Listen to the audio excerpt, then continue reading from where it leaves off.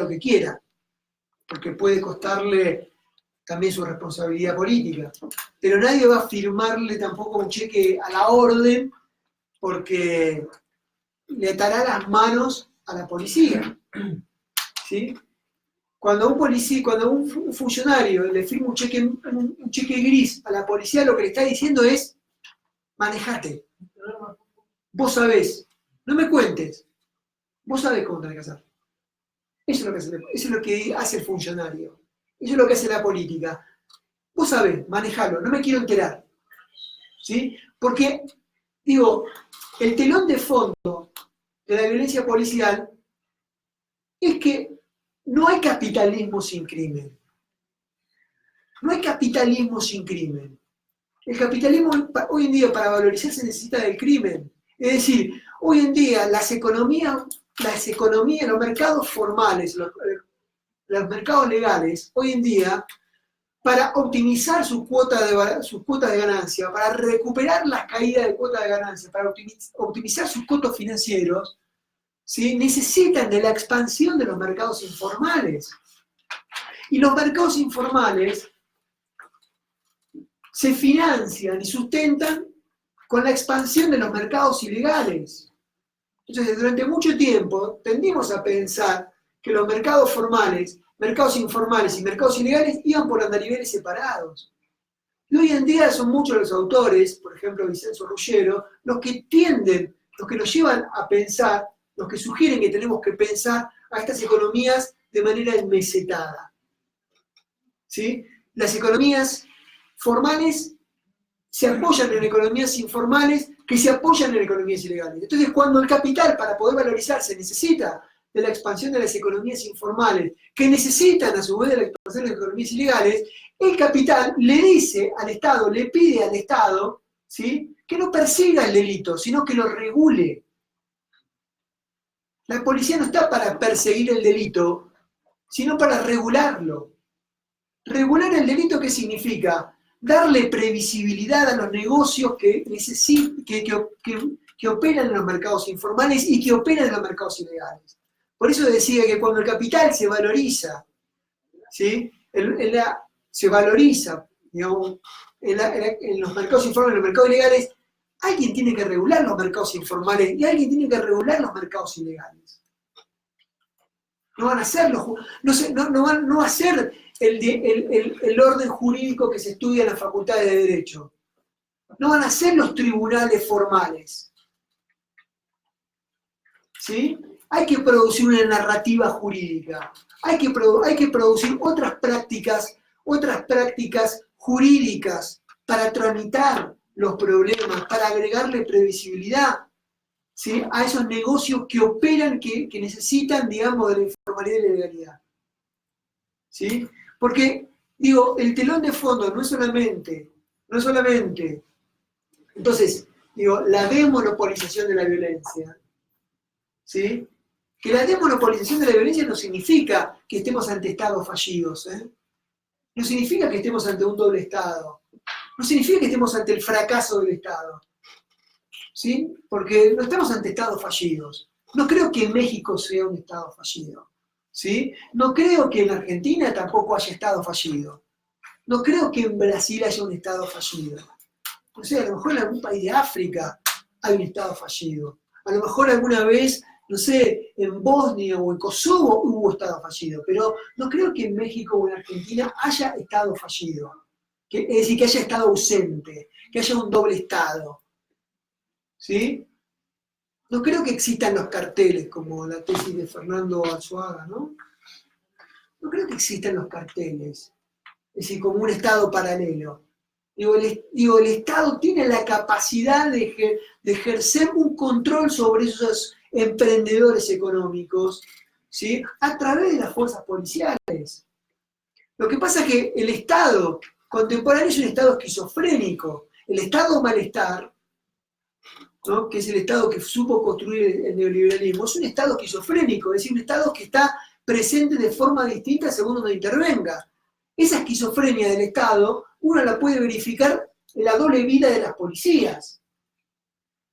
Es decir, en la misma policía, pero esa policía va a estar presente de manera distinta según donde opere. Intervendrá a través del Estado de Derecho, ¿sí? en la zona de viabilidad, en la zona civilizada, en la zona de derecho, pero intervendrá a través del estado de excepción en las zonas, ¿sí? donde, en los mercados ilegales o en los mercados informales. ¿Sí? Es decir, no es que estamos ante el Estado no llega a esos lugares, sino que llega, y llega a través de las policías. Y esa es la misma policía, pero que es una policía que va a intervenir a través de otras prácticas. O es a través de las mismas prácticas, pero son prácticas que no van a ser objeto de reproche, que no van a ser objeto, digamos, de control, que no van a ser observadas y controladas eventualmente por la autoridad judicial o la autoridad ejecutiva. ¿Se entiende? Entonces, tenemos un gran problema, ¿no? Esta policía esquizofrénica la que tenemos, ¿no? Esta policía que interviene productivamente, es decir, que produce un montón a través de la violencia, esa policía que a través de la violencia produce vínculos, produce capacidades, produce comunidades, produce trayectoria, produce economía, produce ganancias, crea condiciones para que otros actores puedan valorizarse, ¿sí? Porque las economías ilegales le resuelven problemas a las economías informales que le están resolviendo los problemas a las economías legales, a las economías formales. Y el eslabón más débil de esa cadena, ¿no? Que dicho sea de paso, no controlan, es justamente ese pibito, ese joven, ¿sí? De 16, 17, 18, 20 años, ¿sí? que es el actor más débil de esa cadena, porque es el actor que tranquilamente se lo puede matar, se lo puede encerrar, o se lo puede tener 1000 veces, y difícilmente haya alguien que levante la mano y salga en su defensa, porque es alguien que fue desenganchado, se lo va desenganchando, ¿no? De su trama social, de su comunidad, ¿no? Puesto que su comunidad lo ve también como problema, lo vive como problema también la vecinocracia. Bueno, entonces creo que me extendí bastante. Yo dejaría en todo caso acá, como para que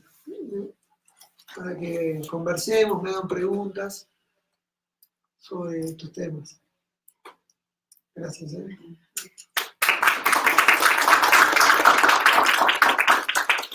Muchas gracias, Esteban. Pues iniciamos las preguntas si quisieran participar. Bueno, entonces, 1, 2, 3, ¿les parece? Bueno, es que hablabas de que en este término de violencia se debe de ampliar, no solamente como más bien se debe de ampliar como a los daños también que la policía puede causar, ¿no? Moralmente. Pero entonces, eso, ¿cómo se llevaría a cabo, no? O sea, no sé, ya formalmente, ¿cómo podríamos, no sé, llevarlo como a tribunales? No sé. Es una muy buena pregunta. No todas las violencias, o sea, policiales, tienen necesariamente que tramitarse ante los tribunales. ¿Sí? Es decir, eso me parece que es una malformación de nosotros los abogados también, ¿no? De creer de que, puesto que la política se ha judicializado, creemos que los tribunales es la manera, digamos, de tramitar un problema, de tramitar la violencia moral de la policía, que ejerce la policía. Me parece que hay otra, tenemos que imaginar, que organizaciones de derechos humanos, movimientos sociales, tienen que imaginar otra forma de resolver los conflictos que no sean necesariamente a través de los tribunales. Por supuesto que si a vos te usaron la picana eléctrica, te molieron a palos, ¿no? O desaparecieron a alguien, por supuesto que, o te mataron, por supuesto que eso se va a tramitar ante los tribunales.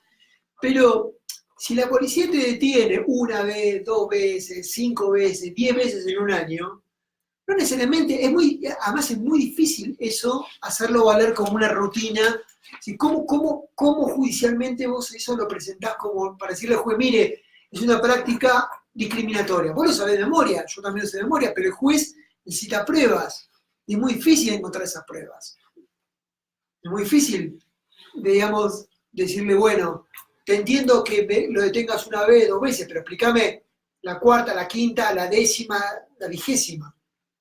Porque eso implica de alguna manera que vos tengas que ir llevando un registro, tengas que ir registrando esas detenciones, que se puede hacer, pero es muy difícil hacerlo, porque muchas veces si a vos la policía te detiene, no es que vos a ir y le vas a ir a decir a tu referente, un movimiento social, la policía me detuvo. Entonces vos vas y haces una denuncia en la Defensoría del Pueblo, o haces una denuncia en la Secretaría de Derechos Humanos, o haces una denuncia en la Fiscalía, o haces una denuncia en tal lugar o en tal otro, y vas dejando registros. Entonces después de 1 año y medio juntás todos esos registros y decís, mire, señor juez, entiendo que lo hayan detenido la primera vez y la segunda vez, pero explíqueme la 10ª, la 20ª. O sea, acá hay un trato discriminatorio, abusivo por parte de las policías. Eso es muy difícil lograrlo. Porque muchas veces ni siquiera el joven te va a contar eso. Porque el joven, muchas veces también el joven, esto es algo que no dije, lo cuento a pie de página también, yo pienso la violencia policial también como una violencia, como una relación social. Es importante reponer el carácter relacional de la violencia para desvictimizar al joven. Es decir, porque el joven, además de ser víctima muchas veces de la violencia física o moral de la policía, también es dueño de acciones, puede ejercer resistencias. Es decir, es muy importante, por supuesto que es una relación asimétrica, la relación entre un joven y un policía, pero el hecho de que sea asimétrica no significa que no haya contradicción ahí. Es decir, no, es importante reponer el carácter relacional de la violencia para reconocer el carácter contradictorio, es decir, para encontrar la capacidad de agenciamiento y de empoderamiento que tienen los jóvenes. El joven es mucho más que una víctima, además de ser víctima de la violencia policial, es dueño de acciones, ¿sí?, a través de las cuales hace frente a esa violencia policial. ¿Sí? Y muchas veces, es decir, los jóvenes se enfrentan a la policía cuando los detiene, y se le paran de palabra, y lo cuestionan, o se burlan de los policías también. Sobre todo aquellos que son objeto recurrente de la organización policial. Y por más que les pegue el policía o pasen un mal momento, esa violencia que esa policía ejerce sobre uno, garpa, como decimos en Argentina, garpa moralmente. Es decir, aporta capital simbólico, porque es lo que de alguna manera yo me la aguanté. Yo me la aguanté, por más que me hayas pegado, yo me la aguanté. Y entonces ese aguante frente a la violencia policial, ¿sí?, yo después lo hago valer en otra ventanilla, yo después lo hago valer frente a mis pares.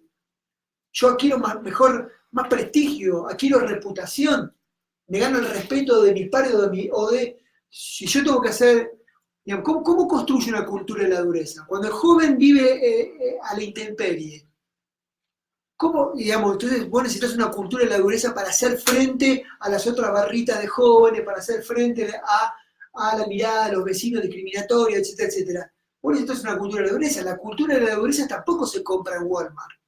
Tampoco es una materia de la universidad. Se construye, y se construye enfrentando a la policía también. Entonces, muchas veces los jóvenes no le van a contar a una organización de derechos humanos que la policía los para. ¿Sí? Porque eso sería cuestionar su masculinidad. No es de machos contarle a un abogado de derechos humanos de que la policía me para. Nosotros cuando hacíamos talleres de violencia policial en los barrios, te decían, ¿y vos tenés problema con la policía? No. No, mi problema no es la policía, mi problema es aquella barrita, aquel grupo de jóvenes. Ese es mi problema, pero la policía no. Pero la policía no te para así todo el tiempo. Claro que me para, pero yo no la vivo como problema. ¿Por qué no la vivo como problema? Porque yo estoy empoderado, porque yo me sé parar de palabra. ¿Sí? Porque yo puedo, como decimos nosotros, chamullar a la policía para ablandarlos, ¿sí?, y negociar con ellos. ¿No? Es decir, la violencia policial está hecha, hay una dimensión vertical que está hecha de violencia, pero hay una dimensión dialógica, horizontal, de relativa horizontalidad que tampoco hay que perder de vista. Hay una dimensión hegemónica también de la violencia policial que es importante tenerla en cuenta y que solamente podemos verla si desvictimizamos a los jóvenes, es decir, si reponemos la capacidad de agenciamiento de esos jóvenes. Si entendemos que el joven no es un boludo, como decimos en Argentina, ¿no? No es un pinche, como diríamos, algo parecido a boludo sería un pinche, no sé. Aquí es Pendejo, no es un pendejo, ¿no? No es un mero pendejo, ¿sí? No es un mero pendejo, tiene capacidad de agenciamiento, está también empoderado. Entonces, es muy difícil entonces tramitar el hostigamiento policial frente a los tribunales. Una de las formas que nosotros estamos pensando que se puede tramitar la violencia policial es dialogando con el policía. Si yo soy un referente de un movimiento social en el territorio, ¿sí? Bueno, no hay que dejar, yo como referente de un movimiento social en mi territorio, no tengo que dejar a los jóvenes solos. ¿No? Si yo veo que un joven lo paró, la policía lo para sistemáticamente, bueno, voy al comisario y le digo, comisario, ¿qué pasa? Comisario se llama acá, comisario el jefe, ¿no? La policía de esa comuna. Voy y digo, señor jefe, ¿qué pasa? Que lo detiene todos los días a Sebastián.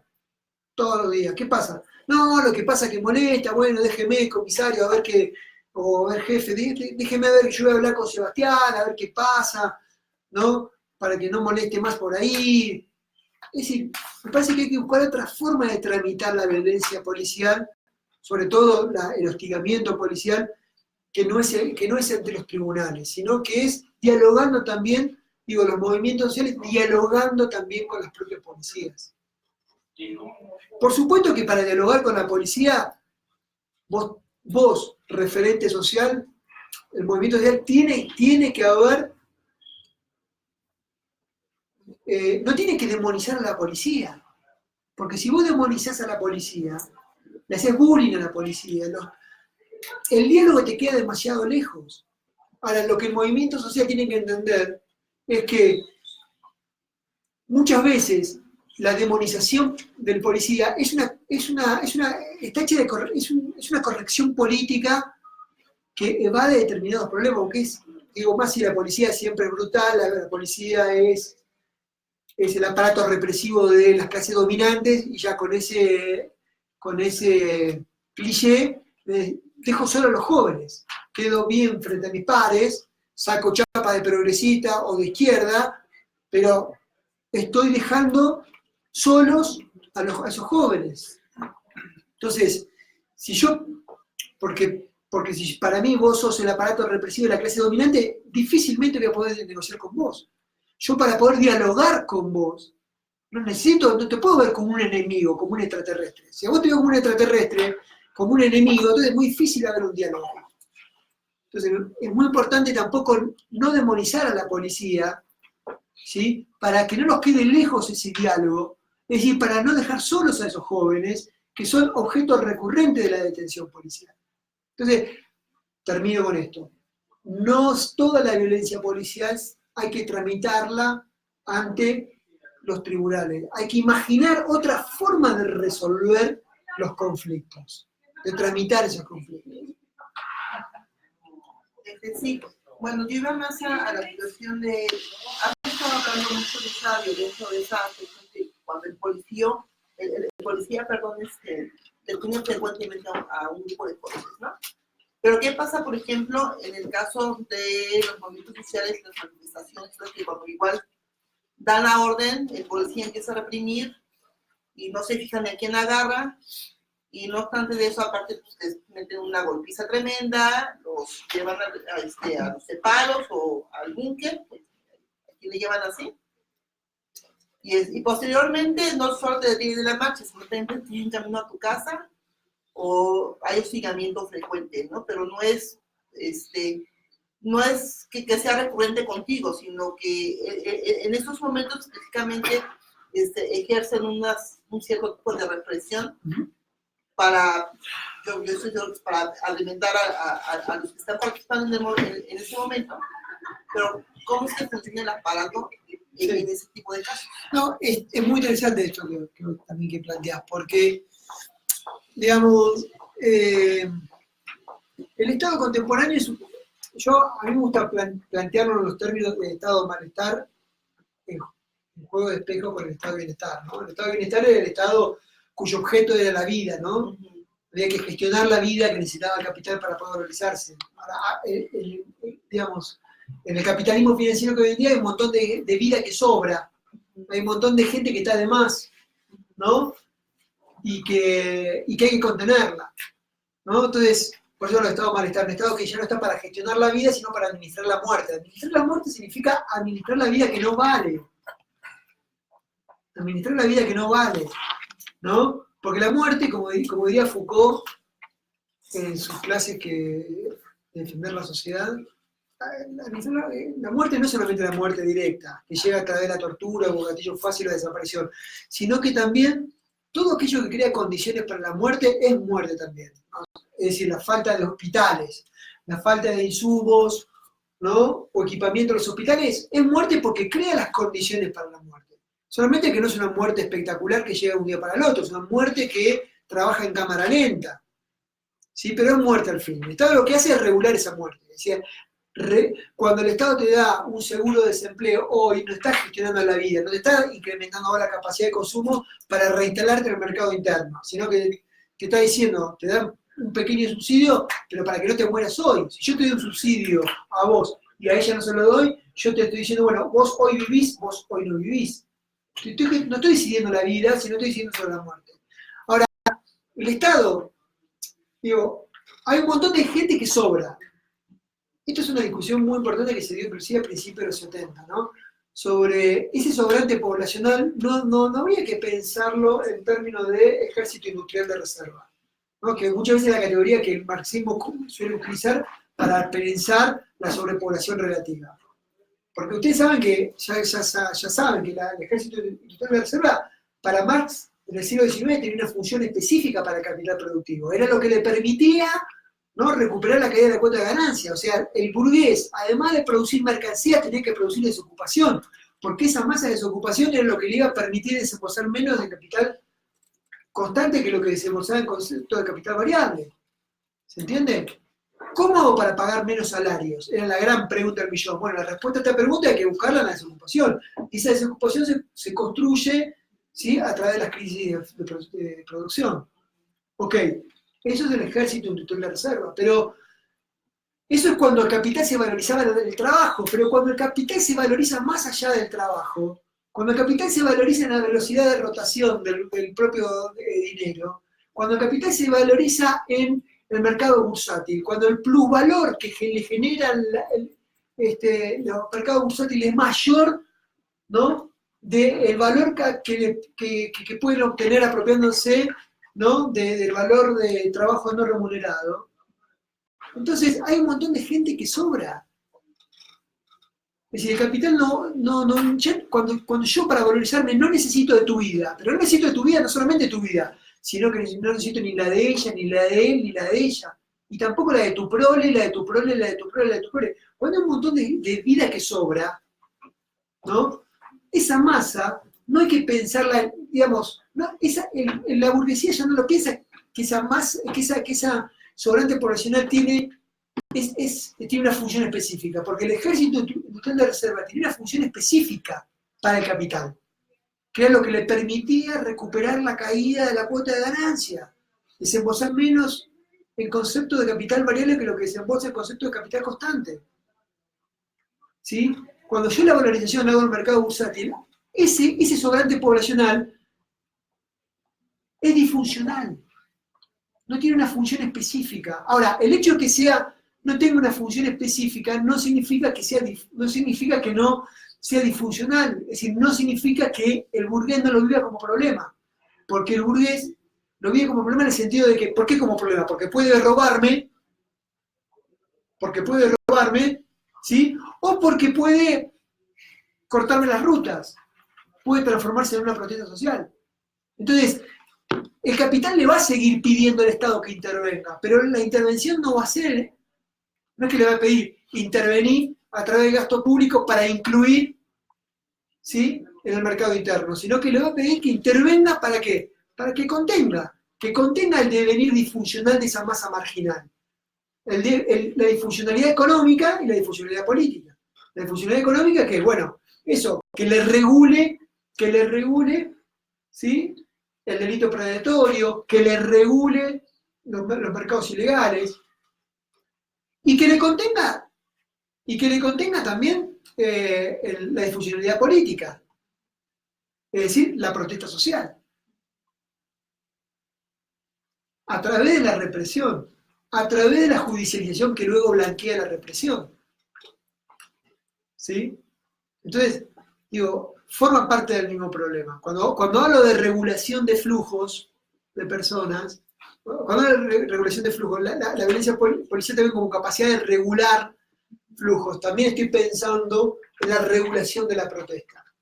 Porque la policía no está para decir protestar no, sino que decir protestar, está bien, protestar, pero protestar acá, o protestar en este lugar, o hasta aquí, ¿sí?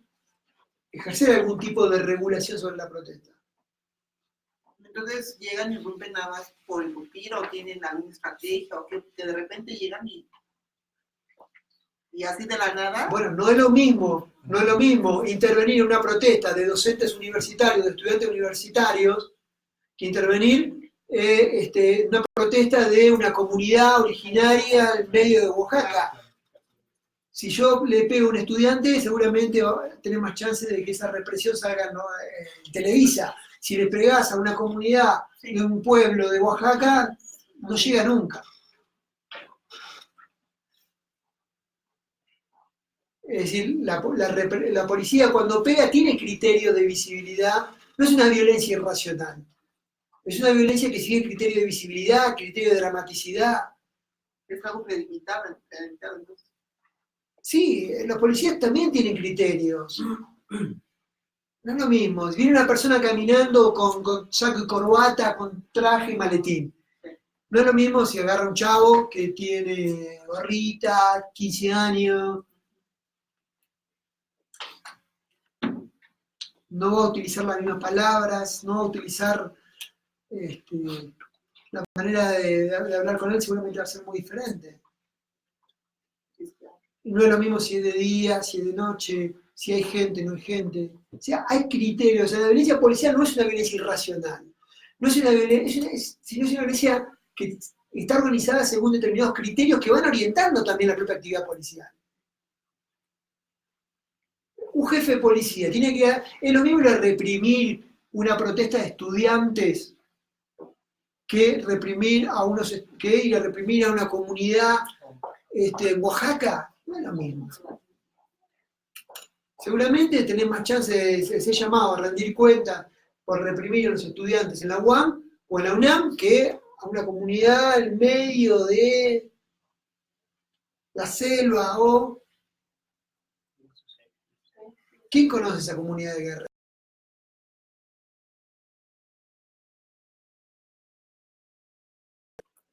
Gracias.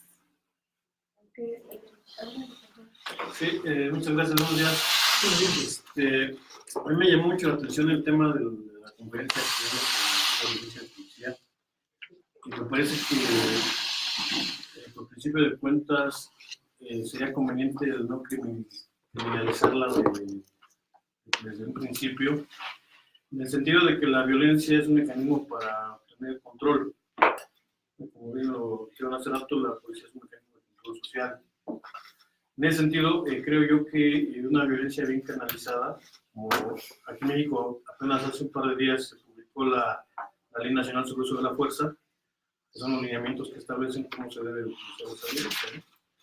Me llamó mucho la atención cuando comentaba acerca de que el policía va creando también esas actividades ilegales a través de la violencia, ese mercado, ¿no? Informado ilegal, que va orillando a los jóvenes tal vez involucrarse en otro tipo de cuestiones. Y me quedó como que la duda de pensar en si esa violencia se canalizara de una manera más positiva, ¿cuál podría ser el resultado? ¿Positiva a qué te refieres? Sí, en lugar de orillarlos a cuestiones ilegales, orillarlos a cuestiones más constructivas, ¿no? ¿Constructiva? Socialmente hablando, exactamente. Es que vender drogas es muy constructivo, te diría, un capitalista. O más positivo. Pero lo que pasa es que el capital para valorizarse necesita que vos, digamos, que vos vendas drogas porque yo tengo que consumirla, porque yo me quiero divertir el fin de semana. Si el ocio del fin de semana está asociado al uso de drogas, entonces alguien le tengo que comprar. Alguien le tengo que comprar. Y alguien me la tiene que vender. Entonces, y alguien tiene que regular ese mercado también. Eso es constructivo. Ojo, no quiero ser cínico, no estoy aplaudiendo diciendo eso está buenísimo, tiene que ser así. Lo que estoy diciendo es que hoy en día el capital no opera en la legalidad. Creo que nunca operó en la legalidad, pero hoy en día necesita de muchos márgenes de, digamos, donde pendula entre la legalidad y la ilegalidad, y otros necesitan también otras actividades que operan al margen de la legalidad de turno. Ahora, que operen al margen de la legalidad no significa que no sean objeto de ningún tipo de normatividad, que no sean objeto de ningún tipo de control estatal. El Estado controla lo que sucede en el mercado legal, pero controla también lo que sucede en el mercado ilegal. Y lo controla, por ejemplo, también a través de las mismas policías. Solamente que esas policías tienen un doble estándar. Es la misma policía, nada más que interviene de otra manera, con otra narratividad. Entonces la positividad está ahí. Cuando digo positividad, digo no es que están bien, no estoy haciendo un juicio de valor sobre eso, ¿no? Como decía Weber, ¿no? El que quiere escuchar un sermón que regrese al conventículo. O sea, yo acá no estoy diciendo, no estoy diciendo que vos y yo no tengamos un juicio moral sobre ese tipo de actividades. Estoy diciendo de que, tratemos de comprender, ¿no? Antes, ¿no? A mí me parece que hoy en día el capital necesita de esa productividad de la violencia policial. Es decir, cuando yo para valorizarme necesito los mercados ilegales, el mismo capital le pide al Estado, ¿sí?, que libere la violencia, es decir, que libere a las policías, que exima a las policías de rendir cuentas. ¿Por qué tiene que eximir ¿Por qué tenés que no controlar a las policías? Porque es esa policía la que tiene que controlar esos mercados ilegales, de que no se desmadre. Por supuesto que hay toda una narrativa, seguridad nacional, carteles de droga, que te impide ver esto. No que creemos de que hay una guerra contra la droga, no hay ninguna guerra contra las drogas. No hay ninguna guerra contra las drogas, hay una regulación de las drogas. No hay un Estado fallido, un Estado ausente que no puede, ¡ay, el Chapo! Chapo es el mejor actor porno. Sí, porque es pornográfico, ¿no? Lo que se ha hecho con Chapo Guzmán, ¿no? De México, ¿no? Es lo mejor. No estoy diciendo de que no haya cometido delitos, qué sé yo, no estoy diciendo eso. Estoy diciendo de que tampoco existe algo que se llamen carteles, que haya disputa entre los carteles, que puede haber alguna que otra disputa, pero eso está todo regulado por el Estado. Porque eso genera guita, genera plata, genera dinero, y alguien tiene que regular eso. Dentro de poco nos van a hacer creer que los carteles tienen, no sé, bombas atómicas, no sé.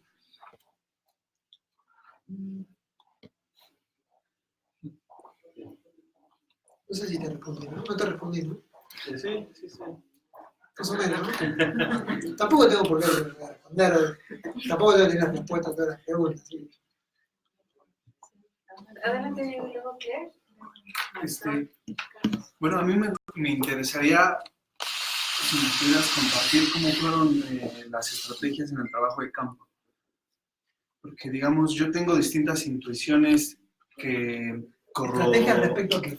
O sea, cómo fue el trabajo en campo, cómo fue el abordamiento, o sea, cómo fue el acercamiento, se trabajó con los jóvenes para obtener estos datos, estos testimonios, se trabajó también desde la visión de los policías. ¿A quién te acercaste para plantear todas estas cosas? Porque son temas que en lo particular me interesan. O sea, tengo intuiciones de que aquí pasan cosas similares por lo que yo veo nada más, ¿no? Por las cosas que observo. O sea, tengo también la noción de que los jóvenes son el eslabón más débil, pero en algún momento también tuve la reflexión de que del lado de la policía también los jóvenes son el eslabón más débil, porque también hay reclutamientos masivos Los policías. para alimentar esta guerra contra el narcotráfico, y lo que me parece es que quienes se enfrentan ahí son jóvenes contra jóvenes. O sea, desde el bando de las policías son jóvenes que los mandan a pelear contra jóvenes sicarios, y por eso va la pregunta por ahí, o sea, ¿a quiénes te acercaste? ¿Cómo fue que...? Sí, está muy buena pregunta. Tendría que haber empezado por ahí. Nosotros no estudiamos la violencia policial desde la perspectiva de los policías, porque hay muchos trabajos ya en la Argentina que han estudiado eso, ¿no? Todos los trabajos etnográficos del grupo de José Garriga Zucal, ¿sí? De Sabina Frederick, pero sobre todo de José Garriga Zucal, de la Universidad de San Martín, desde hace bastante tiempo, y si les interesa yo les puedo dejar después por medio de Irene, Héctor, los trabajos de estos autores. Igual por internet se pueden encontrar, se pueden descargar los trabajos. José Garriga Zucal. Zucal con Z. Zucal. Garriga Zucal. Bueno, él viene trabajando la violencia policial desde la perspectiva de los policías, con un trabajo de entrevista en profundidad, ¿sí? A informantes claves, ¿sí? Sobre cómo ellos viven la violencia policial.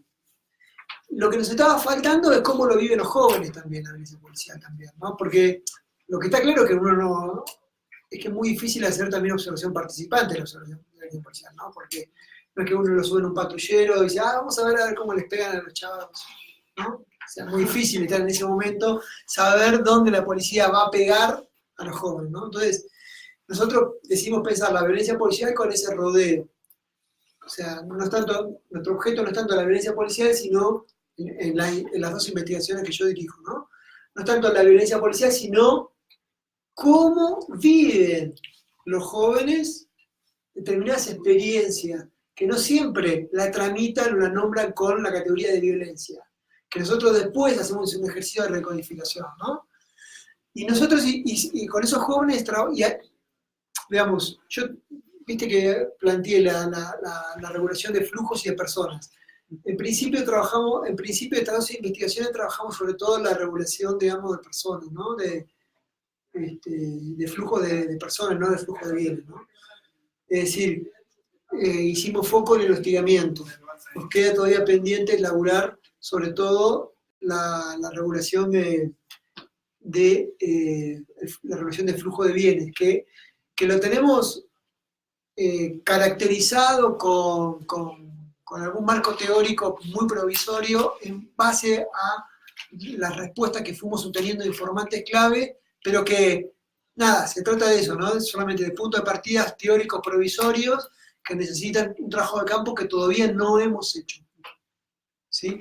No así de la regulación de flujo de personas, donde ahí sí hicimos un trabajo con jóvenes de estudiantes, que trabajamos a través de la investigación, acción, participación también, ¿no?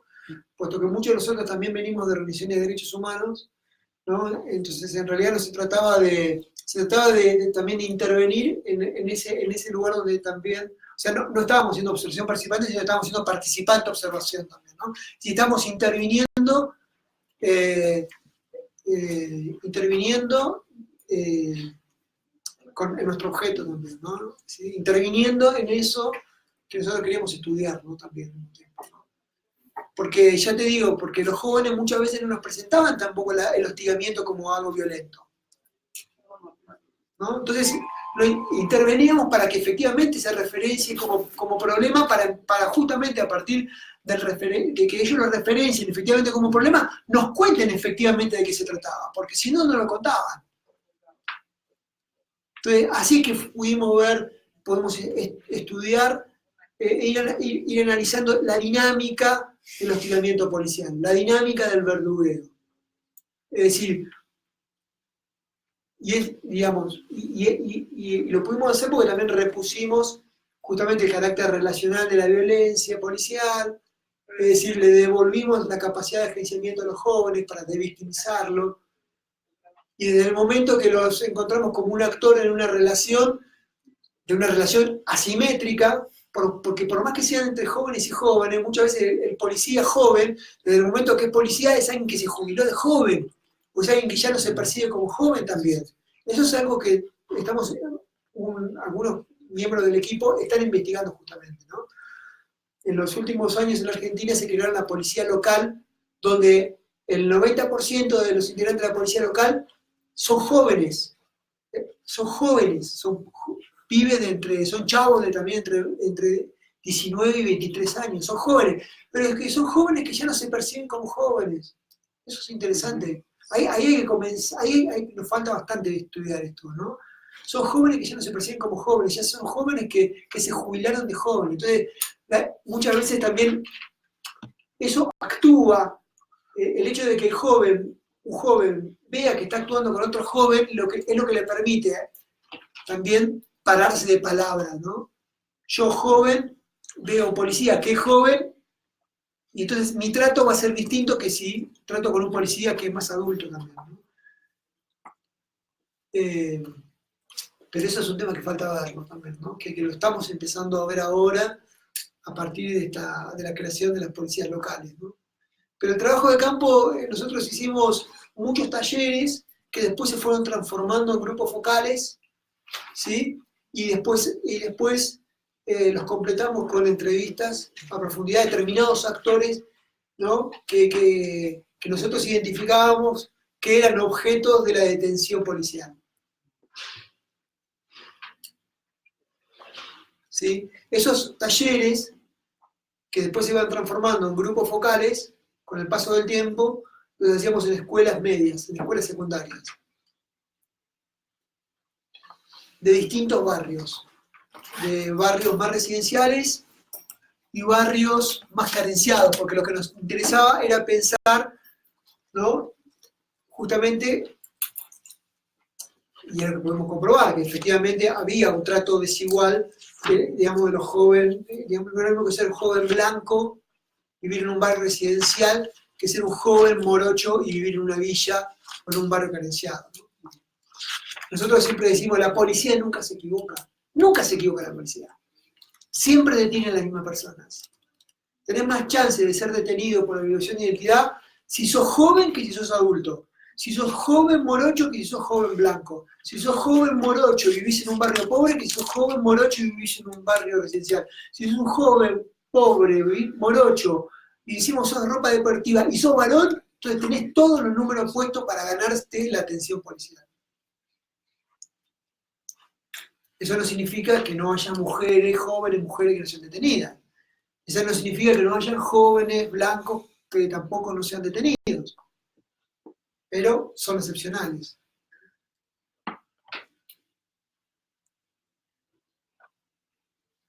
No sé si respondí. Sí. Sí, lo que pasa es que yo me planteaba esto de organizar talleres, o sea, como organización acercarte, pues es una manera más segura.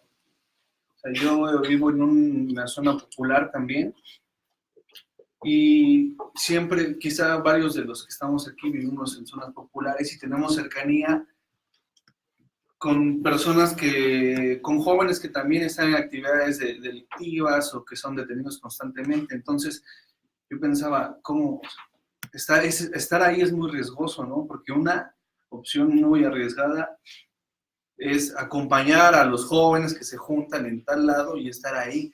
Por eso te expone a también tú ser tachado por parte de la policía como uno más. Y entonces, claro que vas a obtener datos de viva voz, ¿no? Pero es muy riesgoso. Sí, lo que pasa es que los jóvenes, no es que los jóvenes que se dedican al delito andan todos allá y se juntan. Sí, no es así. No existen las pandillas, ¿no? No. Ya es otro constructo también cultural, ¿no? Podrán existir, no sé, en Los Ángeles las pandillas, ¿no? No sé, al interior de las cárceles en El Salvador, en Guatemala, las pandillas, ¿no? Pero en un barrio, ¿no? La pandilla en realidad es un grupo de chavos que forman parte de distintos grupos, ¿no? Y que van saltando de un grupo a otro, y en ese grupo que para en esa esquina, no todos están comprometidos con el delito. A lo mejor algunos están comprometidos con el delito. No es que están todos los jóvenes que están comprometidos con el delito callejero, se juntan todos juntos ahí, están ahí, tienen su código. Y ni siquiera Sí, están eso haciendo existe nada en alguna ilícito. película. Ujú. Tenemos esas imágenes, no digo que no pueda existir, digo, pero en realidad, lo que por lo menos en Argentina, esa imagen, la pandilla no existe. No existen las pandillas en Argentina. O sea, jóvenes, o sea, esa imagen de asociación diferencial de Sutherland, no sé, no existe, no. O sea, no existe. Es muy interesante también los trabajos. ¿Leyeron a Fogway? La sociedad de las esquinas. Sobre ese tema es muy interesante, que es un Fogway, fue un sociólogo de la Universidad de Harvard, creo, que sacó, que es el libro más popular de la sociología en Estados Unidos, un bestseller, traducido hasta al chino. Después de Beverly Durkheim, ¿no? El libro se llama La sociedad de las esquinas. Es interesante porque él discute, él hace un trabajo de campo también en la década del fines del 30, principios del 40, y él va en busca de su pandilla, ¿no? Va con todas las tesis duras de la escuela de Chicago y encuentra otra cosa. No ve desorganización, sino que ve organización por todos lados, y ve que no son grupos cerrados, compartimentados, con códigos que se aprenden a partir de las inscripciones determinadas. No, todos son patrañas, no existen en Cornell, ¿no? Ahí donde él hizo su trabajo de campo, Cornell. Sino que son jóvenes que tienen una vocación de organizarse y que digamos, si los jóvenes tienen relación, dice Fogway, jóvenes que se organizan, pero no solamente se organizan para hacer se organizan para juntar plata, para irse de campamento, fin de año, jóvenes que se organizan para vender cerveza en una fiesta, jóvenes que se organizan para todo el tiempo están organizándose de manera diferente. Y se pueden vincular con distintas organizaciones en el barrio, y si se pueden vincular con distintas organizaciones en el barrio, sean religiosas, culturales, étnicas, no políticas, es porque comparten mismos códigos, no porque se habla un idioma extraño en la pandilla. Eso es interesante. Sí. Bueno, yo agradezco el conversatorio, la conferencia. Me gustó muchísimo la exposición que nos acaba de hacer, con el único término con el que todavía no estoy como muy identificada, es cuando se refiere al Estado como esquizofrénico. Yo creo que esa es una salida que no funciona, que no sirve, porque le permite todavía evadir un poco de responsabilidad. Entonces me gustaría que, para poder procesar un poco esto, Pero de responsabilidad en qué sentido, ¿no? Porque al principio hay una lógica dentro del actuar del Estado, ¿no? Con relación a lo que hace la policía. La policía regula flujos de personas, de bienes, tiene un lugar y tiene un sentido. Y si hablamos de una lógica esquizofrénica, entonces ese sentido ya no queda tan claro, ya no se explica tan claro. Hay como una contradicción que sería un poco más como cierta patología, como otra. No, esquizofrénico lo utilizo en el sentido metafórico y muy liviano, en el sentido solamente de que tiene una doble vida, ¿no? Que está presente a través de prácticas distintas, ¿no? De prácticas distintas, pero que tiene su propia racionalidad, ¿no? Que tiene distintas racionalidades, ¿no? Hasta donde te estoy entendiendo, ¿no? En ese sentido solamente, ¿no? No sé qué autor, por ejemplo, a través de dónde le llega la categoría esquizofrénica a ustedes, que a lo mejor lo están leyendo de otra manera que lo estoy leyendo yo. En realidad yo iba a hacer una observación muy parecida. Una lista de preguntas. Más bien sí, lo que pasa es que sí, es una metáfora que que desvía un poco la idea de todo lo que estabas planteando. Es decir, precisamente por el hecho de que no existe un Estado fallido, o en todo caso, digamos, hay como dos corrientes en esta discusión. La que supone que sí existe un Estado fallido y la que no. Y en la que sí existe, entonces hay cosas que están ocurriendo que no tienen intención de Estado. En la otra vertiente, la que tú estás, me parece a mí, posicionándote claramente, hay que buscar esa intención de Estado incluso en las cosas que no ocurren, como la imposición del derecho, pues, ¿no? Ok, sí, sí. Entonces, sí, en ese contexto, hablar de esquizofrenia pareciera como que deja un espacio de incertidumbre, es decir, en donde en realidad no sabemos, porque el Estado no sabe lo que está haciendo. Entonces, te reposiciona en la otra vertiente, pues, ¿no? En la vertiente de si hay un Estado fallido, es porque no sabe lo que hace. Pues, ¿no? Entonces, me parece que sí, que no es la más afortunada de las metáforas. Y por el otro lado, Y yo ahí te diría una cosita. No es que no sabe, sabe en términos generales. No tiene por qué saber los términos concretos. No le conviene saberlo por una cuestión de responsabilidad. Si vos sos funcionario, yo no quiero saber lo que vos estás regulando. No quiero saberlo, no tengo que saberlo. Voy a saberlo en términos generales y vos sabés cómo resolverlo. sí, bueno, Ese por es el eso, sistema de cheques grises, ¿no? es decir, en realidad es que en la esquizofrenia no existe una lógica. Y en este lugar en donde quedan espacios vacíos de Estado, hay una lógica. Hay la lógica de dejarlo vacío. Pues, ¿no? Entonces, incluso en donde el Estado no actúa, está el Estado. Está el Estado por su ausencia, pues, porque lo abandona. Pues, ¿no? Que es lo que tú estás planteando. Ok, sí, retiren la palabra esquizofrenia. Porque la entiendo así como... Es que también tenemos un problema aquí más local, que hay también un colega que está también proponiendo esto en respecto al derecho, y pasa el mismo problema. Es decir, hablar de la esquizofrenia legal, Orlando. ¿Orlando? ¿Orlando qué? Andrade. Aragón. Pero él lo está planteando con respecto al derecho, y me parece que tiene el mismo problema. Es decir, pareciera como que estamos, digamos que el Poder Judicial también está está siendo incapaz, digamos, de hacer imponer o de hacer valer el derecho. Pues. Y me parece que sucede lo mismo, porque en realidad hay momentos en los que el mismo Poder Judicial está dejando huecos de alguna manera intencionalmente. Pues, ¿no? Es decir, hay derecho que está ahí promulgado para no ser cumplido, o está mal planteado de entrada. En fin, hay distintas intenciones de Estado en esa incapacidad de hacer cumplir el derecho. Pero en esta bajada que tú haces, digamos, a tierra, ¿no? A través del policía, el policía se vuelve un factor de Estado muy particular, ¿no? Porque, digamos, en términos clásicos tendría que ser simplemente aquel sujeto que busca hacer cumplir el derecho. Pues, ¿no? Y sin embargo, como tú señalas, está en realidad también ejerciendo su propio sistema normativo. Funda otro derecho. Es así. Entonces, aunque está, digamos, del lado del Ejecutivo, en realidad también está fungiendo o ejerciendo acciones, pues, legislativas, ¿no? Sí. Está judiciales, construyendo una narratividad, ¿no? Sí, totalmente.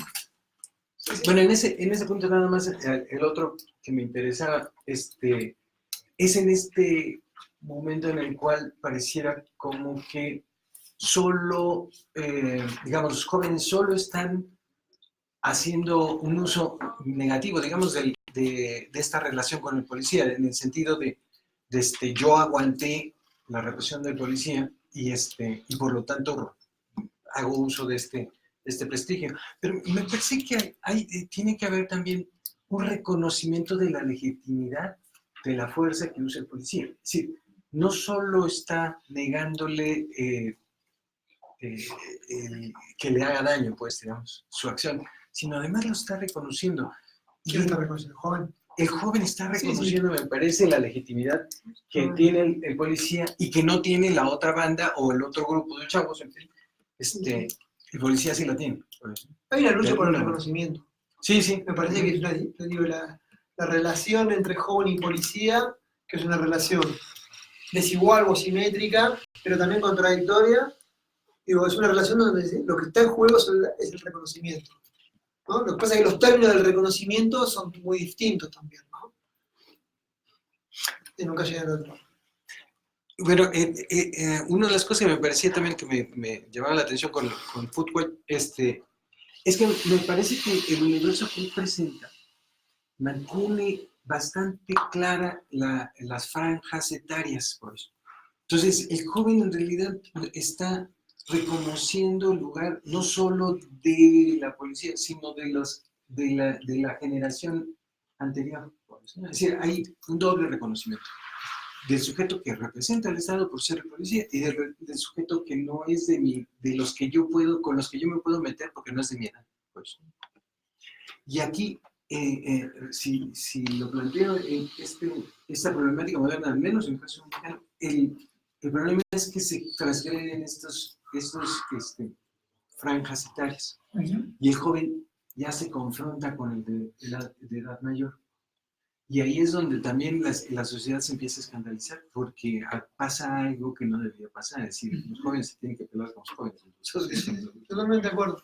Sí, porque además a Fogway lo que le interesaba también era pensar cómo se van promocionando los grupos de jóvenes en otras organizaciones también, ¿no?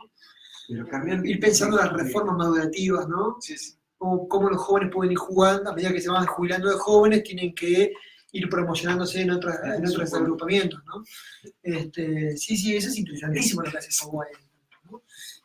Claro, el problema es que, y había también distintos ritos de paso también que implicaban relaciones entre distintos grupos. El problema es que en las sociedades como la nuestra, esos ritos de paso que organizaban la relación entre un grupo y otro grupo han estallado también, ¿no? Entonces uno encuentra hoy en día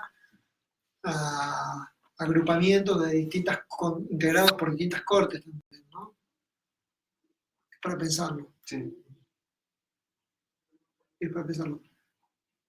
Igual citaba yo Fogway solamente para pensar esta idea solamente para decir que no existían las pandillas en Argentina, solamente para eso, pero tiene razón. Sí. ¿Qué tal? Buenos días todavía. Tengo una pequeña pregunta.